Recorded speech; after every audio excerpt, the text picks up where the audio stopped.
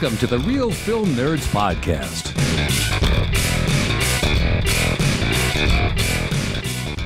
Welcome, everyone, to this very spacey episode of the Real Film Nerds Podcast. Episode number 234? 24, right? Shit. I know it's one of them. 224. Okay, I don't know. I didn't look. I've been too busy, Mike. I'm sorry. My name is Matt, one of your dose hosts. With me, as always, Mysterious Mike Talent. Hey, everybody. So, Mike, why did you pick this movie? Well, dude, you know I like space things, and I thought this would be a lot of fun to watch. I didn't realize exactly what it was all about or anything, man. I just kind of went on space. And maybe that was not the best idea, but we can talk about it. All right, so Mike, what is this movie? We are reviewing the Netflix original starring Anna Kendrick, and I'm forgetting her name. Let me click on the thingy. Toni Collette. Toni Collette with a weird accent. Stowaway. So go ahead, Mike, since I listed off half the cast, why don't you give us the rundown for the rest of Stowaway? Sure, Matt. So Matt's right. The cast for this is only 4 people. So this movie is Stowaway, and it was directed by Joe Pena and written by Joe Pena and Ryan Morrison. That's starring Andrew Kendrick, Daniel Day Kim, Shamir Anderson, and Toni Collette. And it's about a 3-person crew on a mission to Mars faces an impossible choice when an unplanned passenger jeopardizes the lives of everyone on board. All right, Mike. So we have a new giveaway. Should we do it now or should we do it later? Well, let's do it now, dude. Do it now. Okay. So from our good friends over at Paramount Pictures, they hit us up again. We have a new film that we're going to give away. The film is called Gully. Now on digital, Gully is the powerful and explosive crime story of 3 boyhood friends who find their escape from LA's tough streets in one out-of-control night of partying. But when the rampage stops, retribution begins. It is directed by Namil Eldrikin. Gully stars Kelvin Harrison Jr., Charlie Plummer, Jacob Lattimore, Jonathan Majors, Amber Heard, and Academy Award nominee Terrence Howard. Buy or rent Gully and watch it tonight. The movie is rated R, and again, it is from our friends over at Paramount Pictures. So here's a little bit of trivia and information that we have also. It is acclaimed music video director Nabil Eldrikin makes his feature film debut with this movie. And it's featuring a cameo of rapper Travis Scott. Oh, okay, cool. It is a powerful crime thriller circling 3 boys growing up in one of LA's toughest neighborhoods who seek revenge on those who wrong them. Well, you know I like a good revenge movie, Matt, so I'm down to watch this. Good. I was waiting for you to chime in because I figured that's your kind of flick, Mike. I know you love the revenge. I do love the revenge movies, and then the night of partying, that sounds kind of fun. I don't know. It could be interesting.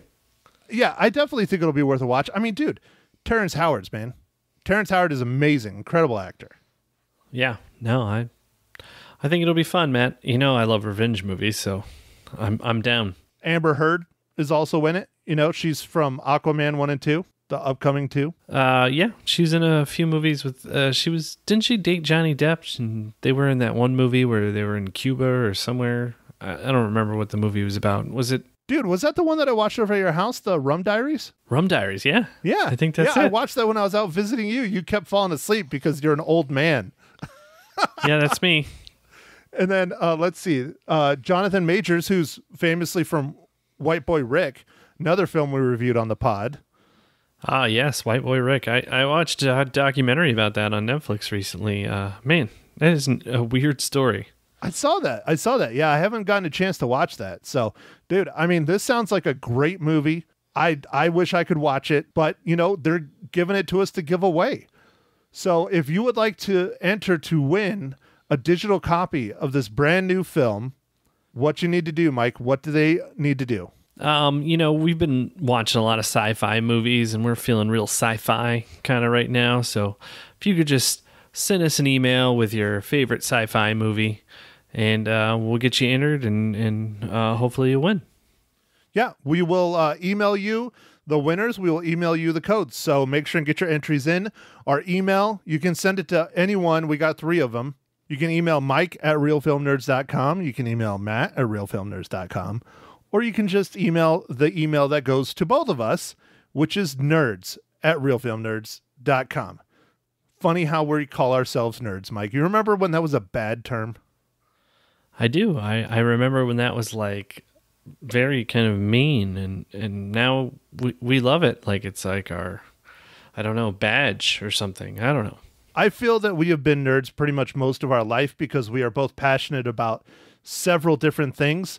Like, technically, Mike, you're a scuba nerd because you're extremely passionate about scuba. I'm a photography nerd because I'm technically passionate about photography. I even made it my career. So it's interesting how we were shamed growing up, and now it is a badge of honor. Yeah, that is interesting. I don't know. What do you say, Matt? What do you say? It just, things change as we get older, and it seems like the society is, I don't know, glorifying nerds now. It's kind of weird. Yeah, I don't know if it's acceptance or glorifying or making money, maybe a combination of all of them.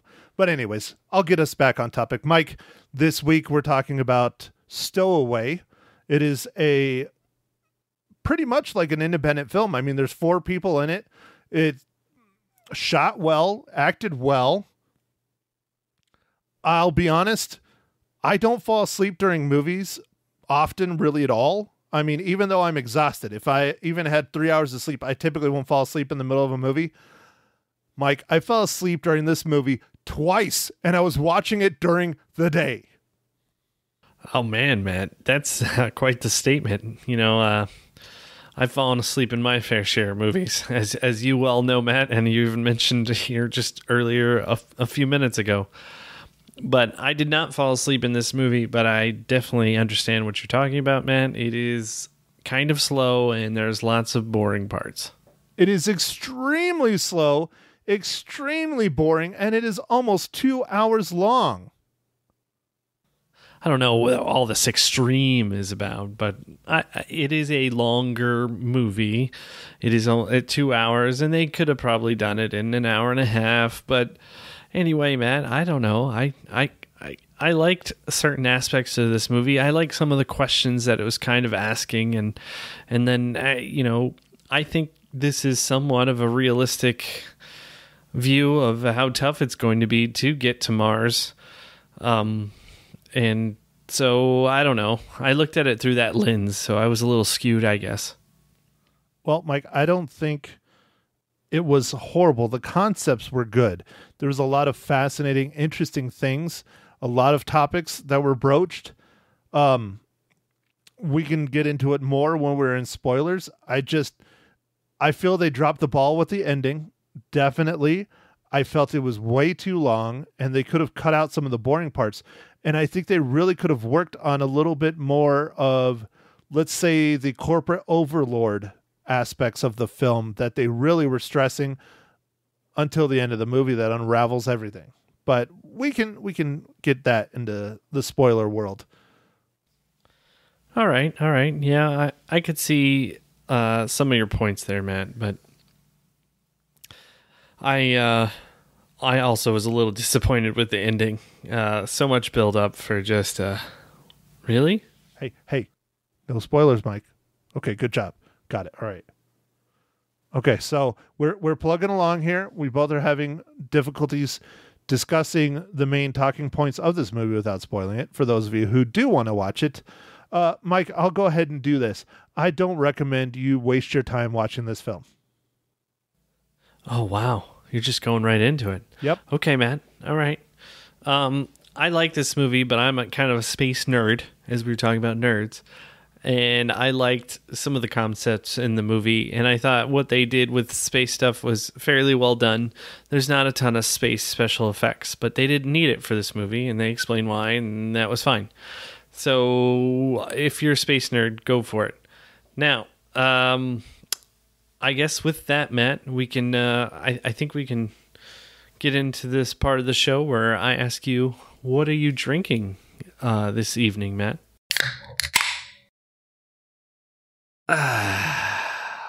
Well, Mike, if I was going to space, I would definitely make sure I'm bringing a bunch of beers with me. That's for sure. That would be my weight. It wouldn't be a Yale mug. It would be beers. I'm drinking a new one from my favorite brewery in Arizona, probably my favorite brewery ever, Four Peaks. This is called Desert Day Drinker, and it's only sold in cans, and it is a American lager. American lager. It is Desert Day Drinker. Jeez, the triple D's are messing me up. I'm only used to double. Desert Day Drinker is brewed for the hikers, the golfers, the tailgaters, the lake trippers, the pool partiers, the backyard barbecuers. It's brewed for those who understand that life goes down in the daytime, and so should a good beer. Love it. That's a great slogan. Yeah, no, that's a good slogan, yeah. All right, I say it every week, so I'm not going to say it this week. Mike, what not IPA are you drinking today? I am not drinking an IPA today, Matt. I am drinking a Leinenkugel Summer Shandy, with the season, just something light, refreshing. Wow, we both are drinking summer brews. Nice. We didn't even plan this out. We don't even really talk to each other other than the podcast. It's true. I don't have time for you. Starting to sound like my girlfriend again, Mike. Oh, man. Oh, I'm not even going to touch that with a 10-foot pole. Moving on. That makes you and her, too. Go ahead. You can laugh into the mic. I see you losing it over there. you just can't. God. All right. Okay, yeah, you got me good on that one, Matt. So I think we're in the spoiler zone, Matt. Oh no, we're not there yet, Mike. I have something very important to ask you. Involving possibly my future ex-wife, Scarlett Johansson.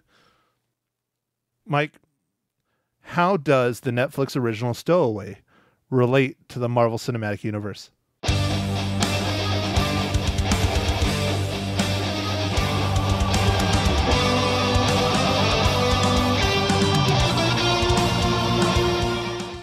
All right, so this one is a little bit tougher because the cast of this movie is 4 people. Of those 4 people, none of them are in the MCU.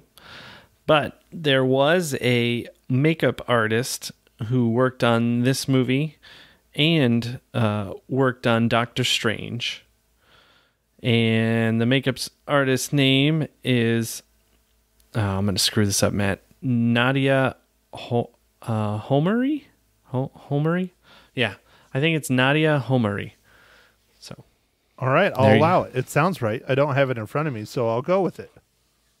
Yeah, I'm, me and names. But anyway, yeah, so the streak continues, man. Just MCU to everything. There's just so many movies, and each year there's just going to be more and more. So we can keep this thing going forever, man.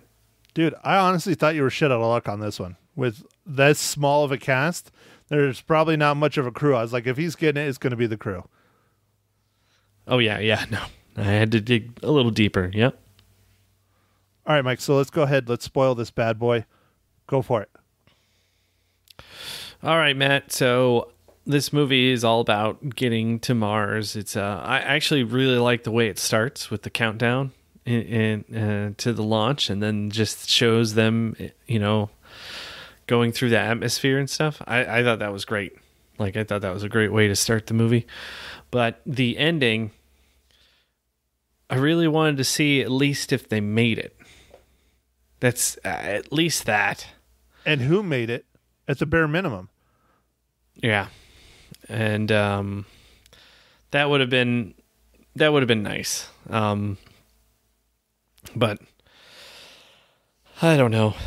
Like that was disappointing, and like I don't know. It was slow. It was slow, and Matt, what you said? Toni Collette had a weird accent. That's a real accent. It's Australian. She's from Australia. It did not sound like her at all. That was very freaking weird to me. That's weird. Her real accent. Yeah, that's so strange. That's how many movies she does an American accent in.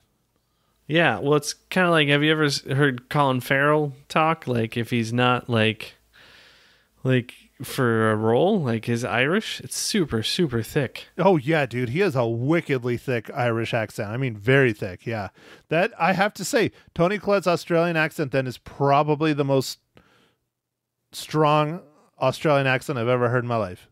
It was pretty freaking ruthless. So, all right, Mike, here. Since we're in spoilers, I am going to really get into it for you. So you remember how I was talking about this has echoes of corporate overtones and not giving a shit about people and things like that? Yeah.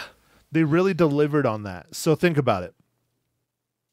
The only voices you ever hear in the film are our four main characters. Even when they're talking to home base or Houston or whoever it is, you never hear the other side. You only hear the people in the capsule.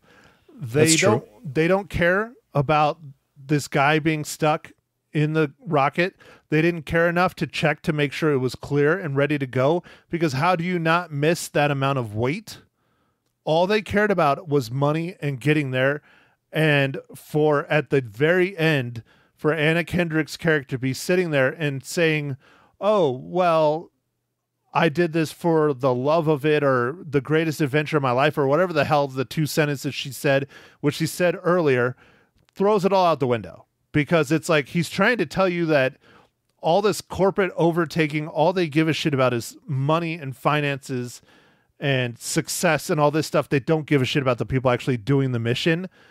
And then she takes it all back with those two lines at the end of the movie and just ruins the whole movie. Oh, all right. I do you not see it that way? No, I didn't see it that way at all. But yeah, I do see that the corporate overtones, like it kind of reminded me of, like Alien, where there's this company. Oh, I can't remember the company's name right now, but there's the company that's always dictating whether, you should do something or whatever. And it always is like, oh, you should go get the alien. You should go do this and whatever. And they're like, yeah, it's going to risk the crew. And they're like, the crew doesn't matter. Go get it. Like, yeah, it's very reminiscent of Aliens. Yeah. Yeah. So, oh man, I wish I could think of the corporation's name. I feel bad. It's the name of the dude. It's the last name of the dude. It starts with a W. I don't remember the name of it either. Weiland. There you go. Yeah, I think it's the last name of the dude that founded the whole thing. They had that Alien versus Predator where he dies. Yeah, and that's his last name, which takes place long before the original Aliens. And I don't know. It gets really confusing. The whole world gets very confusing, much like a lot of those. So, all right, Mike. Well, I mean, other than that, I thought it was well acted. I don't like how it kind of turned into like a big time. Oh, what's the word? I mean, drama. Yes, it was a drama, but it becomes like very melodramatic. Like, are we going to tell this guy? Are we going to kill him? No, we're not going to kill him. Here, kill yourself. It's just. Well, I mean, if you put yourself in the shoes of those people, Matt, that would be an awful decision to try and figure out. It's like, do we shed the weight? Or do we all die? And how do we go about doing this? And then how do we tell this person, hey, sorry about your bum-like thing. We got to throw you out into space. See, being my size, I would immediately be elected to be the first one out the airlock.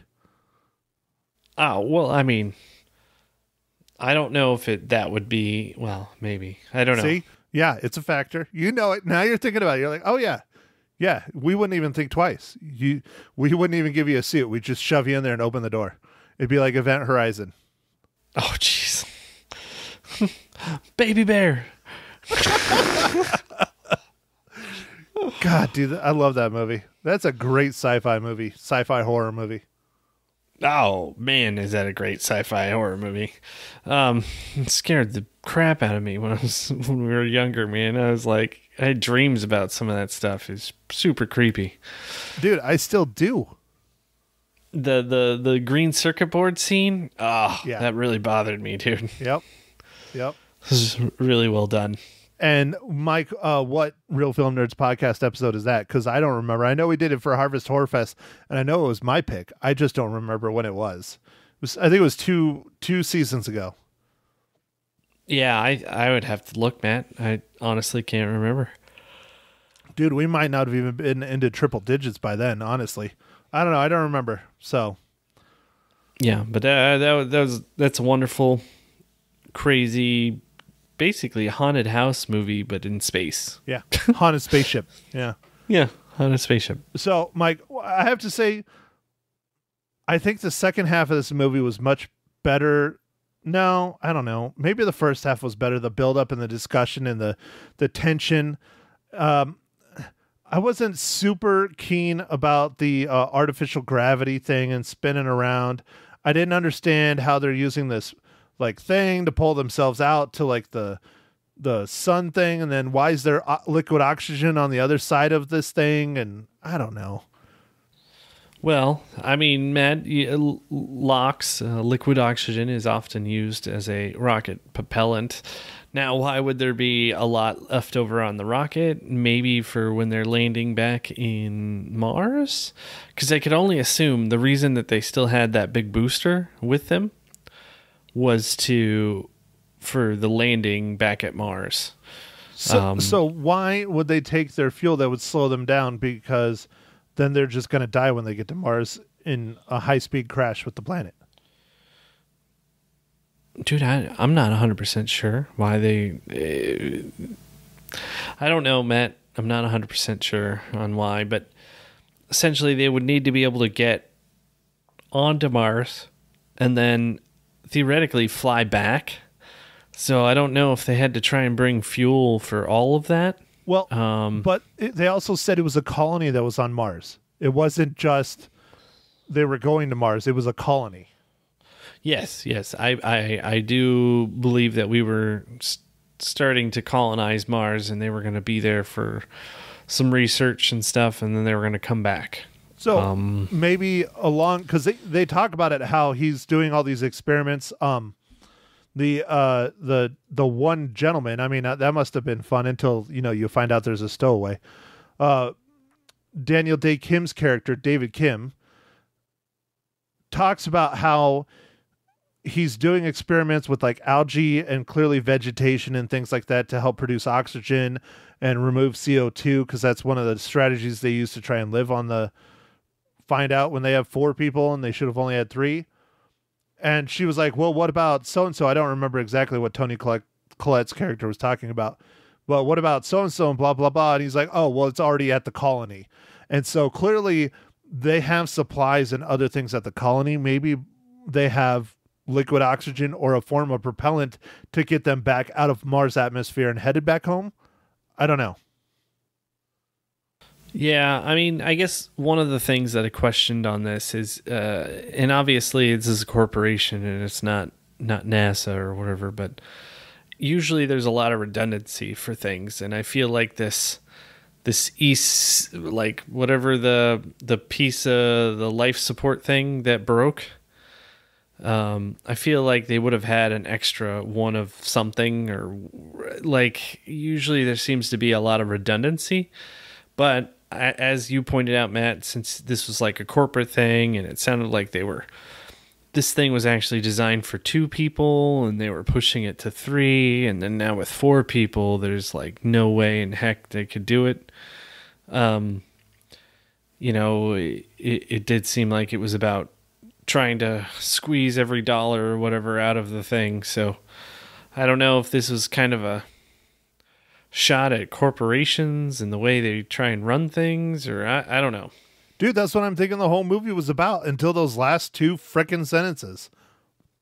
Because again, as you pointed out, NASA learned their lesson many times over that they have multiple redundant systems in case shit goes wrong. Because much like my life, if shit goes wrong, it's always at the most inopportune moment. So of course it's going to be when they're in space. Right.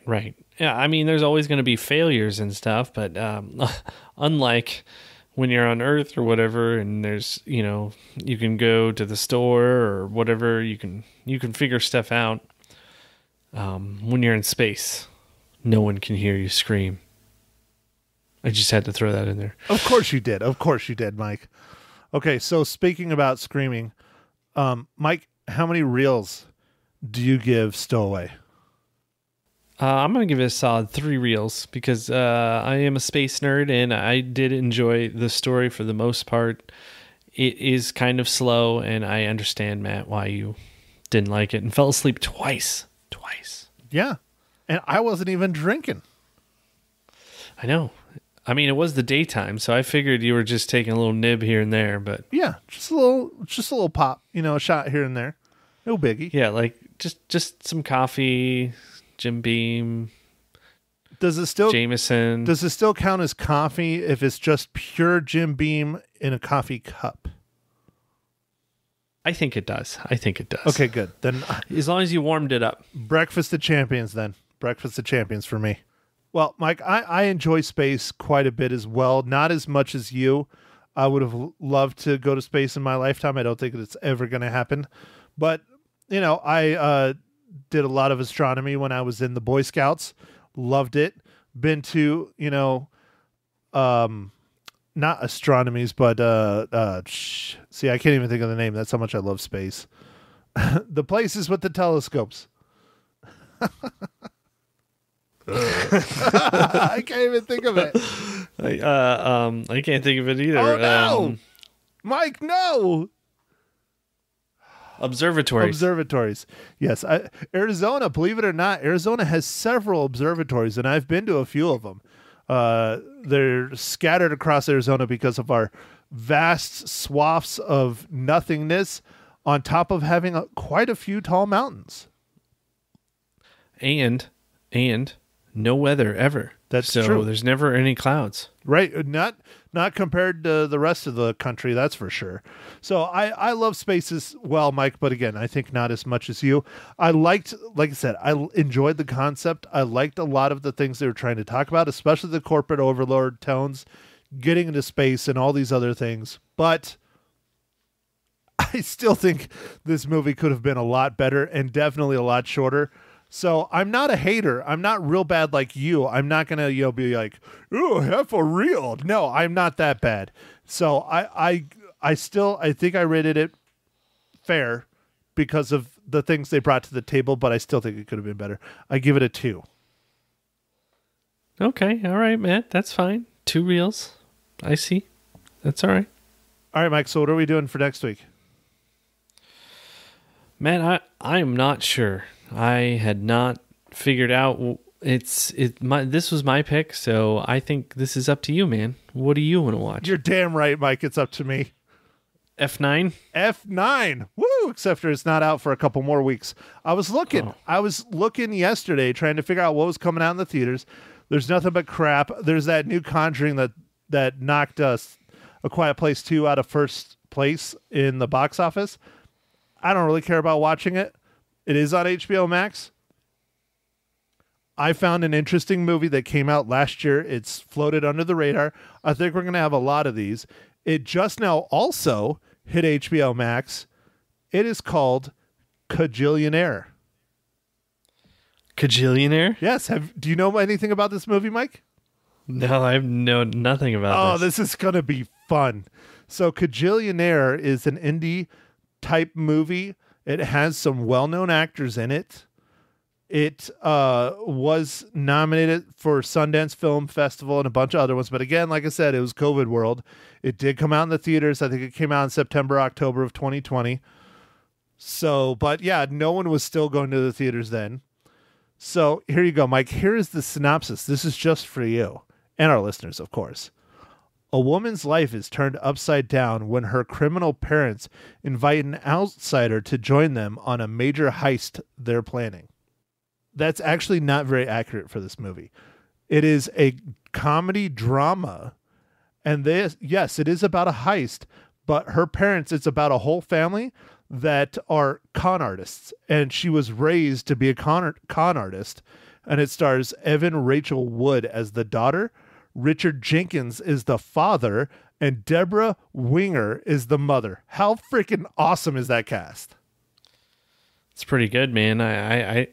I'm looking forward to watching it. Yeah, I think it'll be a lot of fun. It just came out last week on HBO Max. So if those of you who want to watch it with us and have HBO Max, hop on there. We're going to be talking about that next week. I'm excited. I think it'll be fun. It got some good reviews. It wasn't nominated for anything, but it'll be definitely a unique film and a contrast to our usual sci-fi and horror flicks. All right, man. All right. Sounds good to me. Good to me. Wow, did you just burp in the middle of talking to me and you didn't even think to pull away from the mic, Mike? Jesus.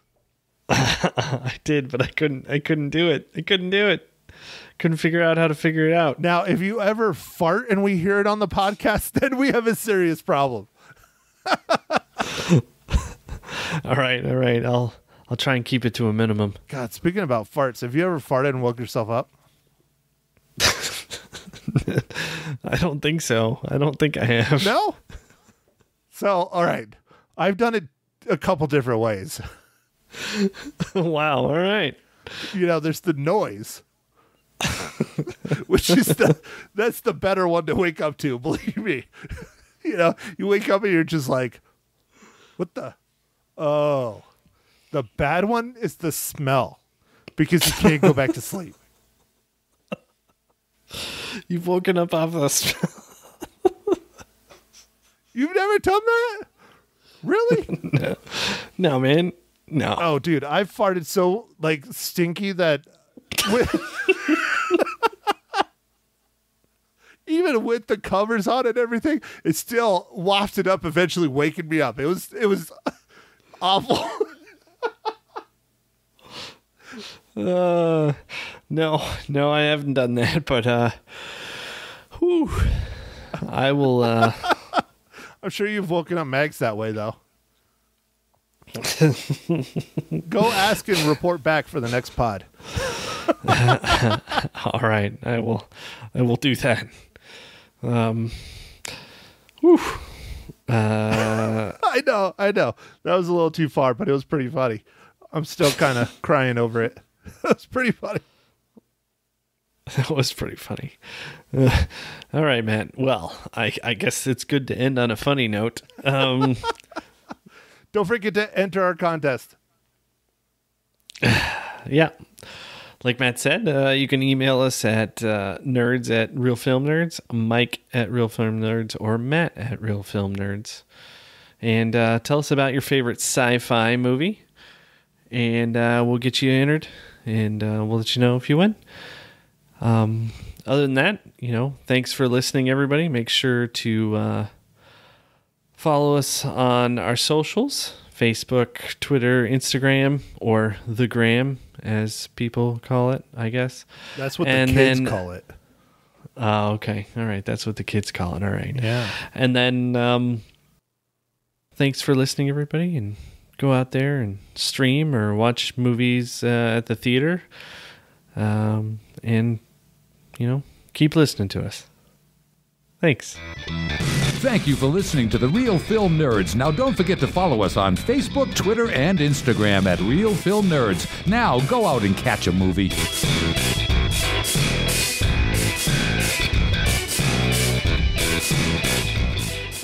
That's Olivia Rodrigo, Deja Vu, demanded by Stacy when she came to pick up her gift certificate to El Gato Azul. This morning on Magic 99.1, she won it playing trivia. The On-Demand Hour, by the way, is brought to you by the Yavapai Humane Society, where every animal counts. Speaking of animals, What? I'm an animal now? Matt Hinshaw from the Real Film Nerds podcast in studio with me this morning. How you doing, Matt?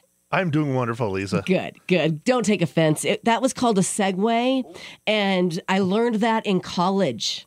Yeah. Well, I'm glad one of us learned something. So what kind of animal am I then? You are a bear. I'm a bear? You're a bear. I was going to go with dinosaur. Oh. As long as you don't call me a dinosaur, we're A-okay. Awesome. All right. We're talking about Stowaway this morning. You saw it on Netflix. What'd you think? Hard pass. Okay, done. Thank you very much. Thanks. Lisa, Drop that have a good mic. Hard pass. Not good.